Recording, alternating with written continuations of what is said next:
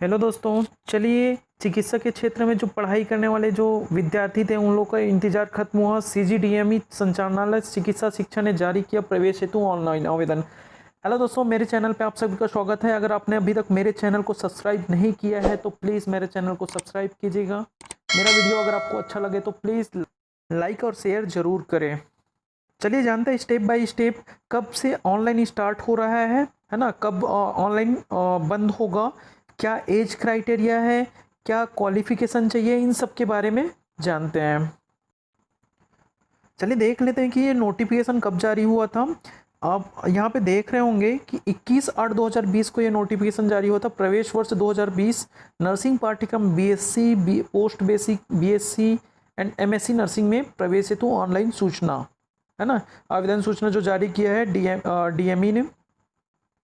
आगे बात करते हैं ये पाठ्यक्रम जो कौन कौन से पाठ्यक्रम के लिए प्रवेश के लिए जो ऑनलाइन आवेदन जारी किए गए हैं ये पहले देख लेते हैं। यहाँ पे आप देख रहे हैं बीएससी नर्सिंग के लिए, उसके बाद उसके नीचे लिखा है पोस्ट बेसिक बीएससी नर्सिंग, उसके बाद आप देख सकते हैं एमएससी नर्सिंग, है ना।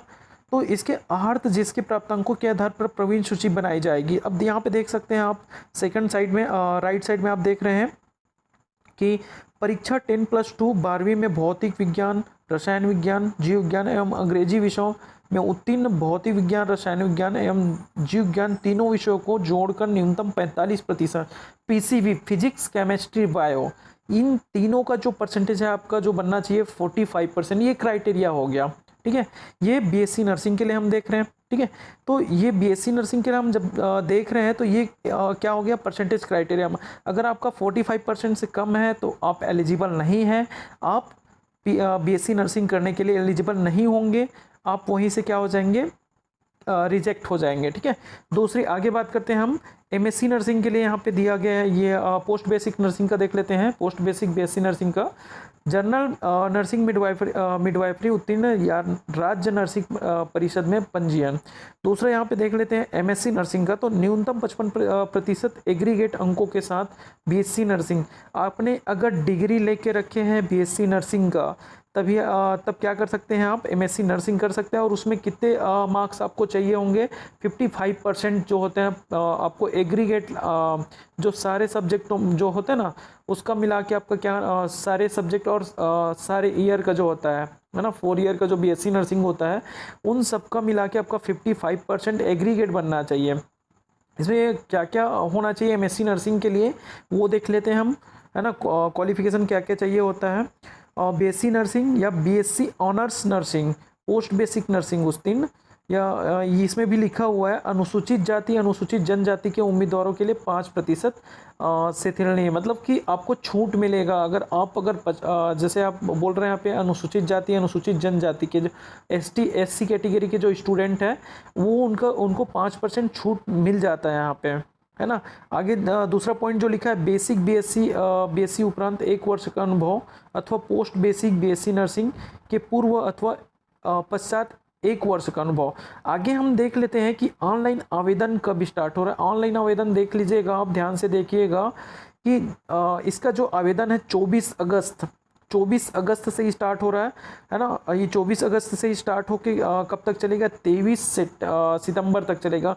मतलब कहा जा सकता है कि ये पूरे जो प्रक्रिया है वो 1 महीने चलेगा, है ना।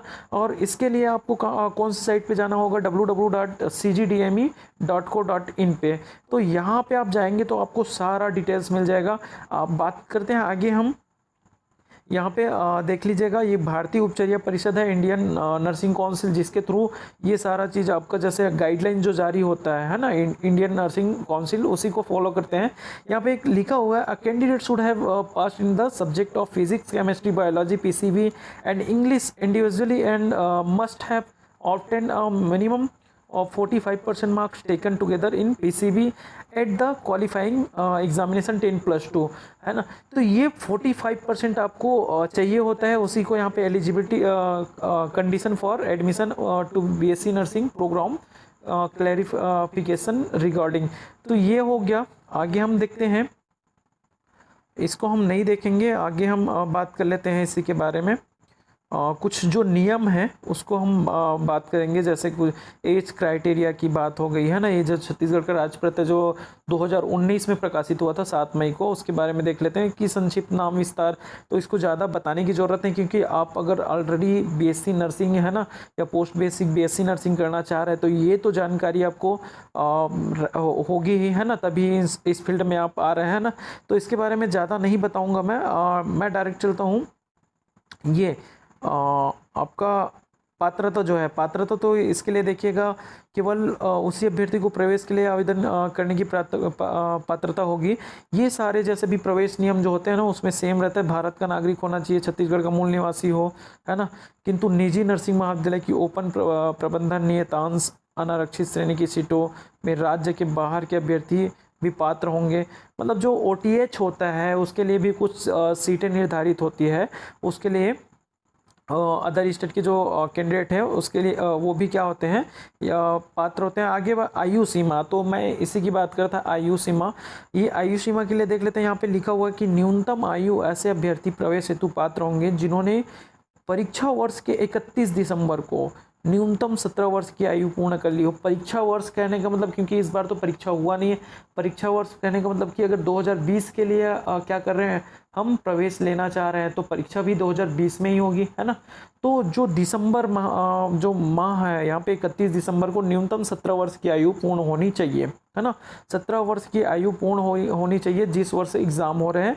कौन से मंथ का वो इंक्लूड करके 31 दिसंबर लास्ट जो अपना मंथ होता है उसको हम इंक्लूड करेंगे तो कितना होना चाहिए, 17 वर्ष पूर्ण होना चाहिए।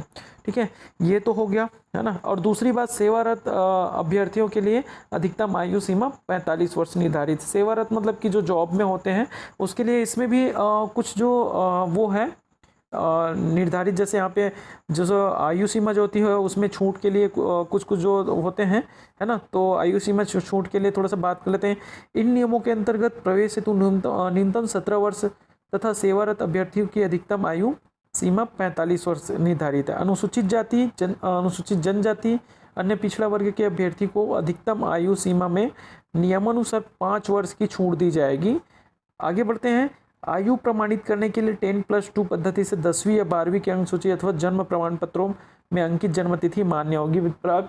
अपन देखे हैं कि जितने भी हम प्रवेश परीक्षाएं या जैसे भी हम कहीं भी कॉलेज में हम एडमिशन लेना चाहते हैं तो वहाँ पे हमारे जो 10 का मार्कशीट है, क्योंकि 10 के मार्क्स में हमारा डेट ऑफ बर्थ लिखा होता है तो उसको वेरीफाई करते हैं, है ना। तो यहाँ पे भी लिखा हुआ है कि आयु को प्रमाणित करने के लिए जो हमारा 10+2 जो पद्धति है तो 10वीं की अंकसूची में लिखा होता है, 12वीं की अंकसूची में तो नहीं लिखा होता है ना, डेट ऑफ बर्थ जो है वो। आगे बढ़ते हैं कि इसमें नर्सिंग पाठ्यक्रम में प्रवेश हेतु न्यूनतम शैक्षणिक अर्हता, तो शैक्षणिक अर्हता के बारे में हम पहले ही बात कर लिया है ना। ये जैसे कि यहाँ पे और दिखाया गया, जैसे आप देख सकते हैं बीएससी जो है पोस्ट बेसिक नियमित के लिए, है ना।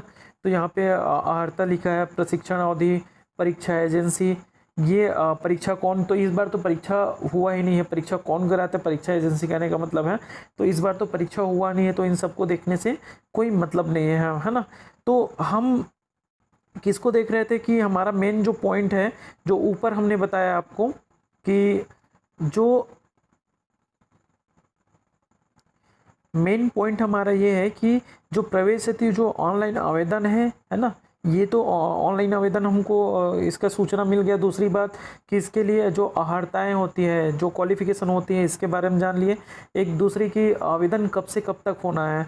तीसरी बात हमारी जो आयु सीमा की थी वो जान लिए। चौथी बात हमारा जो परसेंटेज है वो जान लिए। इस बार जिनका परसेंटेज जो कम है, कहना चाहूँगा कि जिनका मार्क्स जो कम है 12th में, जिनका भी परसेंटेज कम है उनको थोड़ा सा दिक्कत हो सकता है, क्योंकि इस बार जो प्रवेश जो होगा वो रैंकिंग के आधार पे नहीं होके जो 12th का जो परसेंटेज होता है उसके आधार पे होने वाला है।